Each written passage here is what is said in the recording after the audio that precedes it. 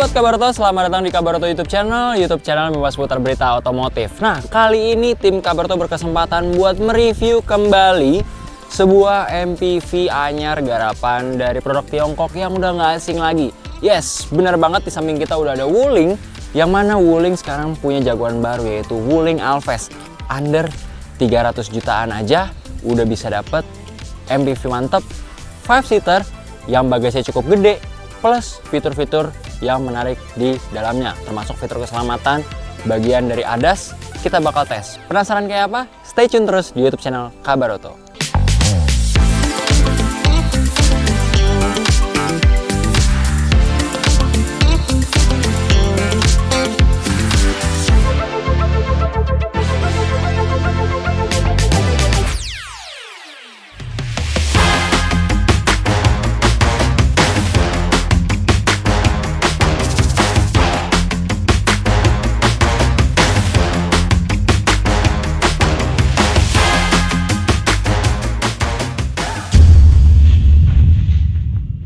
Nah, kali ini Sobat Kabaroto kita bakal coba ngetes seberapa luas bagasi dari Wuling Alphest, dan ternyata ada life hacknya loh supaya bagasinya bisa rata lantai. Penasaran kayak apa? Let's go, ikutin gua. Nah, Sobat Kabaroto, sekarang kita pengen coba nih ngeliat bagasi dari MPV barunya Wuling, yaitu Wuling Alphest. Kira-kira sebuah MPV 5-seater yang pastinya row 3-nya kan nggak dipakai nih, pasti bagasinya lebih luas. Dan gue pengen kasih tahu juga, ternyata bagasinya bisa dibikin rata lantai ketika jok belakangnya atau row 2-nya ini dilipat, tapi ada tekniknya. Nah, ini dia Sobat Kabaroto, yang mana kalau kita lihat nih bagasinya cukup gede banget. Di atas kertas kapasitas bagasinya adalah 322 liter nih Sobat Kabaroto. Tapi gimana ceritanya kalau misalnya kita mau memperluas kapasitas bagasinya? Bisa banget, tapi supaya rata lantai ada tekniknya. Gimana caranya? Kita coba dulu lewat pintu samping.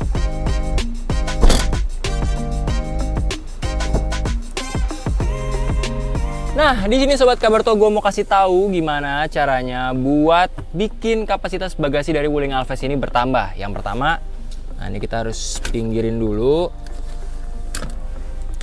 Nah, ini dia nih Sobat Kabaroto, bisa lihat di sini seperti ada tali atau tuas yang bisa ditarik.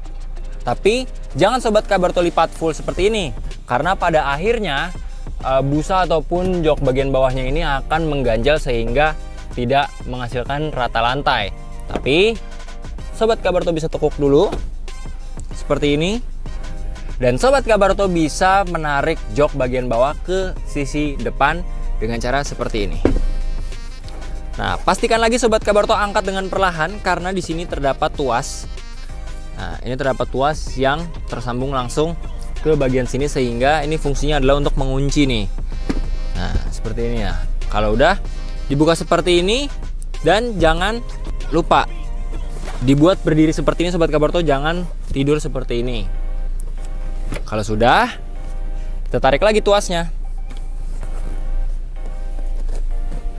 Dan kita bisa lihat nih Sobat Kabaroto, bahwasannya kapasitas bagasi menjadi bertambah. Apalagi kalau misalkan jok yang satu ini bisa dilipat juga, akan menjadi 633 liter. Yang pastinya itu sangat cukup banget buat membawa barang bawaan sebanyak apapun. Bahkan bisa diperkirakan satu sepeda lipat pun atau satu sepeda berukuran sedang pun masih muat nih Sobat Kabaroto. Dan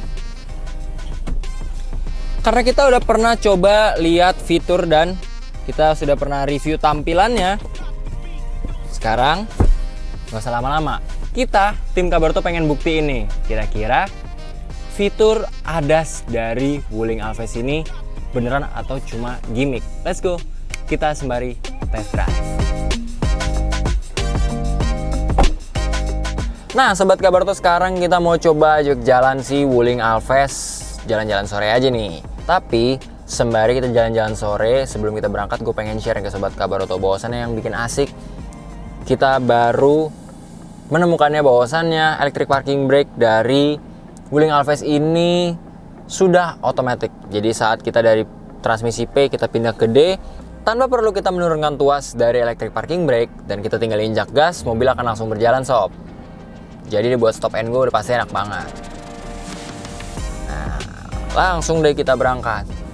Impresi pertama dari gua adalah ini adalah sebuah mobil 300 jutaan yang sungguh ciamik. Kenapa gua katakan seperti itu? Karena Wuling Alphest ini selain dibekali oleh banyak fitur, bisa dikatakan sebenarnya di kelasnya Wuling Alphest ini sebagai MPV 5-seater yang cukup ciamik nih sob. Kenapa? Karena dari segi desainnya kalau sobat Kabarto perhatikan itu sangat elegan banget. Wuling terus melakukan pendewasaan untuk bahasa desainnya dari masa ke masa. Dan juga kalau dari interiornya nih sobat Kabarto, ini lumayan kedap nih. Untuk sebuah pabrikan Tiongkok, Wuling cukup bekerja dengan baik untuk memperbaiki kabinnya menjadi lebih kedap. Plus terdapat sunroof yang pastinya kita bisa dengan mudah mengoperasikannya hanya dengan perintah suara yang kalian pasti udah tahu dong dengan kata kunci apa. Lanjut lagi, kita akan membahas dari segi handling. Untuk handling, sebelum ngebahas handling, kita pengen kasih tahu dulu ke sobat Kabarto bahwasannya di sini setir dari Wuling Alphest itu menggunakan model flat bottom, yang mana di bawahnya lebih datar dibandingkan bagian atasnya. Tapi secara handling cukup enteng nih sobat Kabarto. Sektor kakinya pun juga terasa nyaman ketika tim Kabarto mencoba untuk melibas jalanan yang lumayan bergelombang ya, ataupun nggak terlalu rata, karena suspensi dari MacPherson strut dan juga torsion beamnya ini cukup baik saat dirasakan berkendara bareng Wuling Alphest. Nah, sebelum lanjut kita mau kasih tahu dulu nih ke sobat Kabarto bahwasannya Wuling Alphest ini tadi gue udah mention di awal video bahwasannya sudah disematkan oleh banyak fitur yang dirangkum dalam ADAS, tapi di dalamnya terdapat banyak fitur-fitur yang cukup membantu nih sobat Kabarto. Yang pertama gue mau kasih tahu bahwasannya Wuling Alphest ini sudah dilengkapi dengan fitur ADAS, yang mana di dalamnya salah satunya adalah emergency braking. Kita bisa setting melalui monitor infotainmentnya. Kita masuk ke fitur ADAS, lalu kita coba untuk aktifkan dari AEB atau Automatic Emergency Braking. Dan di sini menariknya kita bisa setting nih sobat Kabarto. Di sini forward collision warning sensitivity-nya itu bisa low, medium atau high. Jadi kita setting di high aja. Kenapa? Kita gambarkan kita berkendara di area dalam kota yang mana terkadang ada beberapa pengguna jalan ataupun pengendara lainnya yang dapat dikatakan kurang bertanggung jawab nih. Jadi suka nyebrang tiba-tiba, nggak lihat kanan kiri, ataupun kadang-kadang juga pemotor langsung motong aja. Nah itu kalau kita pakai yang high sensitivitasnya, maka Wuling Alphest pun akan membaca lebih sensitif. Sudah disematkan juga lane departure warning yang di sini kita bisa disetting juga untuk sensitivitasnya high atau low.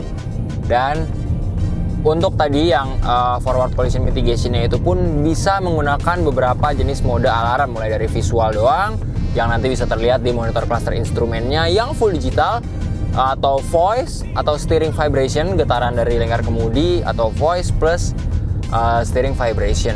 Kalau voice-nya sendiri hanya seperti alarm aja nih sob.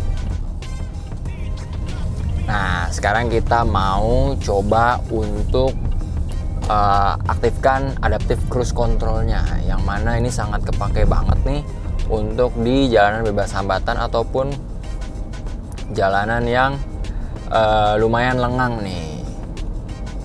Nah, kita setting di 41 km per jam. Nah sekarang kita masih menggunakan fitur adaptive cruise control-nya sobat Kabarto, tapi yang menariknya di Wuling Alphest juga ada band cruise assistant, yang mana fitur ini bekerja atau berfungsi ketika di tikungan nih. Jadi misal kita setup kecepatan di 60 km per jam.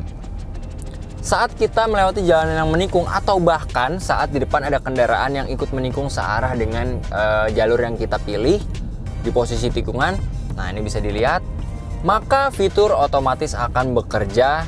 Fitur dari band cruise assistant-nya akan bekerja nih sob.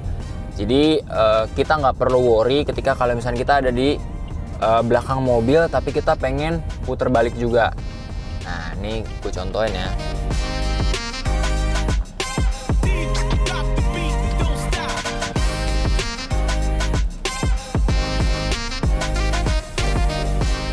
Nah, kurang lebih seperti itu sob.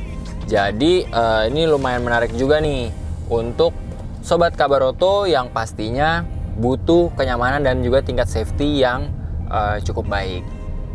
Kapan lagi ada mobil dengan budget 200 juta lebih, hampir menuju 300, tapi sobat Kabar Oto bisa dapetin fitur yang berlimpah.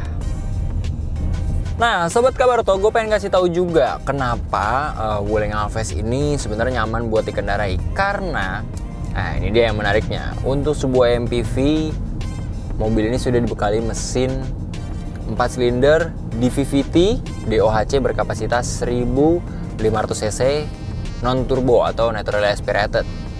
Nah, di atas kertas juga kalau kita perhatiin tenaganya mencapai 105 daya kuda di 5800 rpm dan torsinya juga nih sobat Kabar Oto. Torsinya juga cukup lumayan untuk pemakaian dalam kota maupun luar kota buat nanjak-nanjak. Ini cukup oke nih.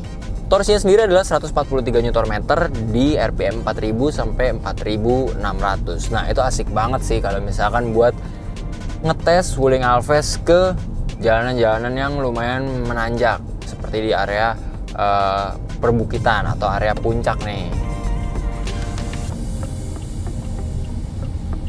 Nah, barusan kita ngetes nih sobat Kabar Oto bahwasannya band cruise assistance-nya juga bisa bekerja tanpa harus ada kendaraan lain di depannya. Kita akan coba tes sekali lagi. Ini adalah fitur band cruise assistant yang mana Wuling Alphest akan meredam kecepatan saat ada di tikungan. Kita setup cruise controller di 40 km per jam dan kita tidak ngerem sama sekali, maka otomatis kecepatan akan langsung diredam oleh si Wuling Alphest. Jadi Sobat Kabar Oto, kita sudah melakukan pengetesan untuk konsumsi bahan bakar Wuling Alphest. Kita sudah melakukan rute dari Tangerang, Melawai, sampai kembali lagi ke Tangerang, tepatnya di Gading Serpong. Dan kita berhasil mencatatkan angka 15,6 km per liter. Gimana nih? Irit apa enggak menurut kalian? Nah, itu dia Sobat Kabar Oto, review mengenai fitur-fitur dari Wuling Alphest yang sudah disematkan dan ternyata no gimmick. Dan ini sangat menarik banget buat mobil yang sangat affordable, 5-seater, bagasinya gede, mesinnya pun cukup memadai, dan suspensinya dirasa cukup baik, plus kekedapan kabinnya yang cukup talk chair nih. Kalau gitu gue pamit undur diri, sampai ketemu di review mobil selanjutnya. Jangan lupa klik like, komen, dan subscribe, dan pantengin terus YouTube channel Kabar Oto karena kita akan selalu kasih berita seputar otomotif. Sampai jumpa, bye.